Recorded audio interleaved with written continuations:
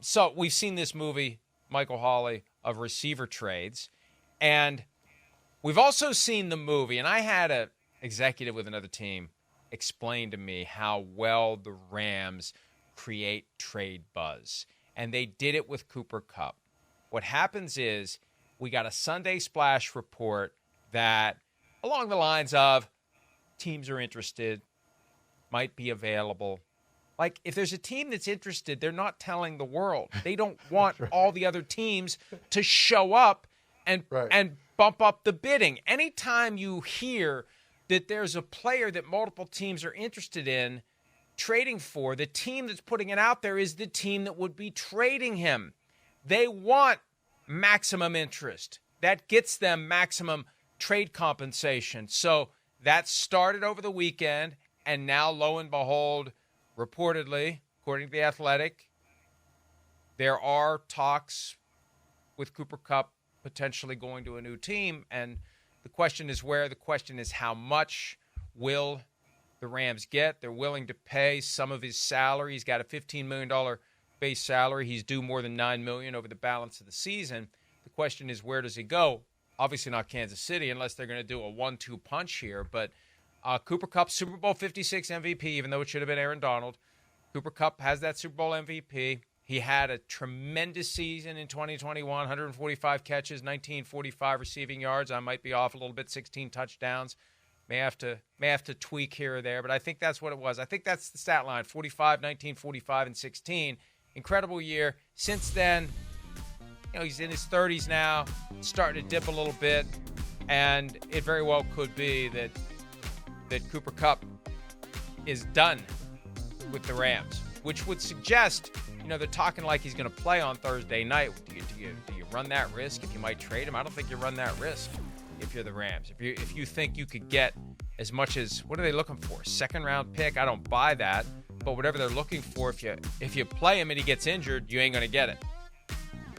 That's funny, Mike. I love your breakdown of the Sunday Splash report. You're spot on, and it's funny. The last part is that's usually the kicker in those splash reports.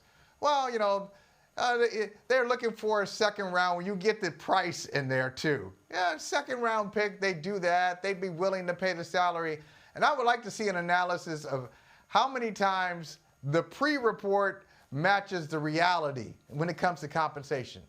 Like we heard that with DeAndre Hopkins. Well, the Raiders are looking for a second-round pick. Yeah, you're looking for a second-round pick. It's a conditional one based on the Jets and the conference championship and the Super Bowl and Pro Bowl, All-Pro.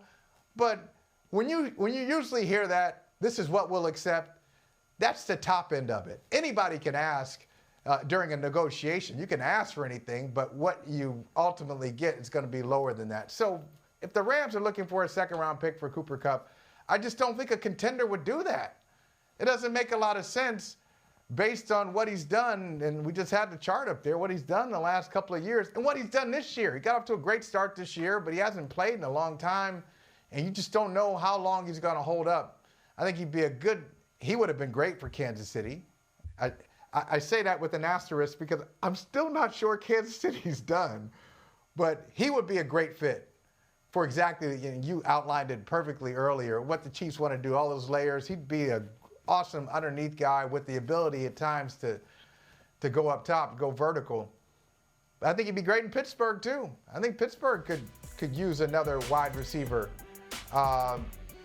paying the cost of probably a fourth rounder with the conditions that would get it up to a third. That's what I would do.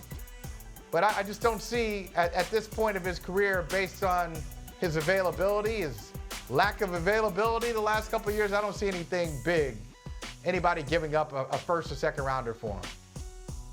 The Tampa Bay Buccaneers could be in the market for receiving help with Mike Evans suffering the hamstring injury, Chris Godwin the dislocated ankle in arguable garbage time on Monday night.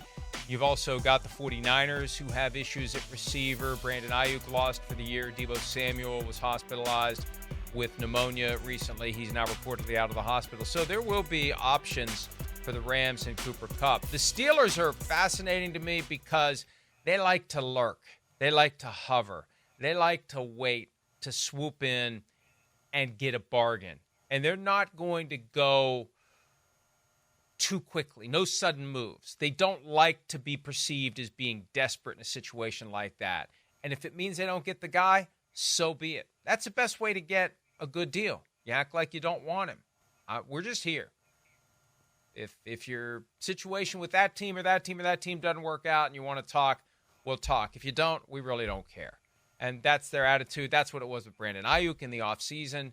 And I suspect that's what it is with any of these guys who might be available. But it sure seems like something's going to happen. Just listen to what Cooper Kupp had to say when talking to reporters yesterday about the reports that he could be on the outs with the Rams. Yeah, no, I'm aware of it, but at the end of the day, I mean, I'm gonna be where my feet are. That's all I know. I have a job to do here, and I take a lot of pride in giving everything I can for the guys in this building, and being able to step on the field knowing that I've prepared the best I can. And for 7.5 years, I've been an LA Ram, and I've taken that approach every single day. And whatever happens outside of that, I got control what I can control, and right now that means being the best LA Ram that I can be, and I'm going to continue to do that. Have the Rams spoken with you or your representatives about the possibility of trading you? Yeah, nothing really. No, it is that time of the year. There's going to be rumors and things that go around, and like I said, I let that stuff as much as I can be in the background, and like I said, just kind of handle my business. First of all, Cooper's been putting in the upper body work while he's been rehabbing the ankle. Yeah. Dude is jacked. Yeah. And I think a lot of players we don't realize how jacked they are because they don't feel compelled to wear sleeveless shirts, but Cooper's jacked. It's like, what's the look there? It's like 1985 trainer. It's just like kind of, hey, let me just get you.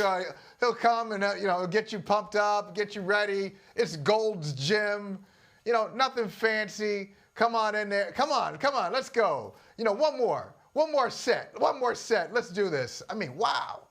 The tank top, the chain, the beard. It's a perfect look. The beard doesn't fit 1985 unless he was in a nascent ZZ Top tribute band and he was working on the facial hair. That's the only thing that doesn't fit the classic 85 look. You didn't see that scruffy beard that I can recall back in the mid-'80s. But the rest of it, right on point. And these trade rumors apparently right on point. And, one of the things that bothers me, and this gets back to the metaphor of the giant football machine with interchangeable parts, and the teams will pull parts out and cast them aside and put a new part in whenever they feel like it.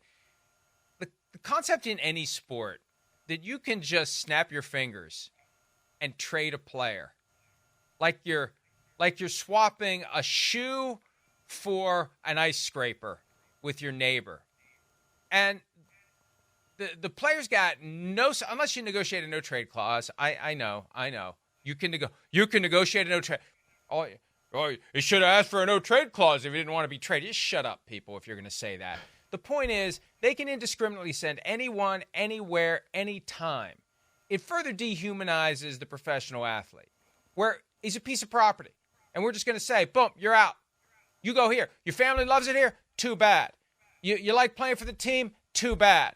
You want to retire as a Ram? Too bad. We control this. And just remember that, folks. When a player has any type of leverage in contract talks, when a player asks to be traded, remember that. He's got to work to get a new team. All the team's got to do to put him on a new team is make a phone call. Yeah, I mean, that's the Rams of all teams you've seen the best side of it. And now you're seeing what you just said, the worst side of it. The best side of it for the Rams when they went on their Super Bowl run was what? F them picks. Let's need. F them picks. Let's go. Let's bring these players in. So we don't really care about who the players could be. We want the players here now. So they had a star-studded roster and nobody really questioned it. But now they're at the bottom of the division. They got some injuries. They've got some age. And now you get to see the other side of the business, which is, okay, you got us our Super Bowl. Aaron Donald retired. Cooper Kupp one of the stars of that game, he's banged up. Matthew Stafford has been banged up. So now you get to see the cold side of the business. It went from F them picks to we need those picks. We need picks to try to rebuild this and get it to a contending level because this is just they're hanging on right now. It's gonna get pretty ugly here in LA the next couple of years. Pretty ugly. Hi, it's Mike Florio. Thanks for watching PFT on YouTube. Hit subscribe for the latest news and analysis from Pro Football Talk.